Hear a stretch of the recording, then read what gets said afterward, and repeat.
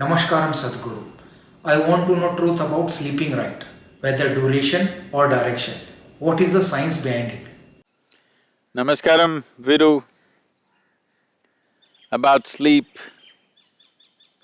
Sleep is a state of restfulness. Most human beings know sleep as the deepest state of restfulness, but it need not be so. There are yogic processes where a far deeper states of restfulness can be achieved by dropping the metabolic activity to a very low level. But for most human beings, sleep is the most profound restful state. In restfulness, let's not take attitudes.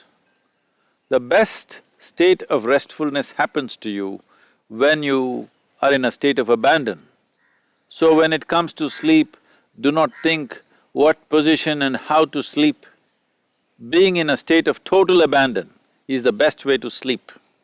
But you also mentioned direction. When it comes to direction, because of the magnetic pull of the North Pole, if you put your head to the north, in the northern hemisphere, there is a tendency for putting pressure upon your brain.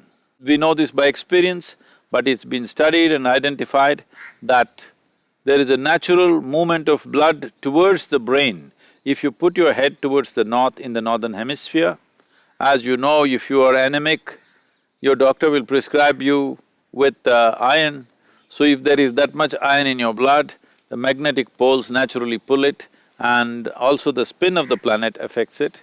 So it's best, especially the older people, should not put their head to the north and sleep because it will create a certain pressure. It is possible because of this excessive pressure in older people, it could cause hemorrhages. More than anything, it'll lead to disturbed sleep.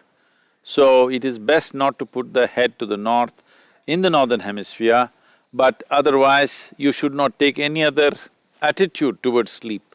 Sleep should happen in total abandon. That's the best way to be in a state of restfulness. It's not only during sleep.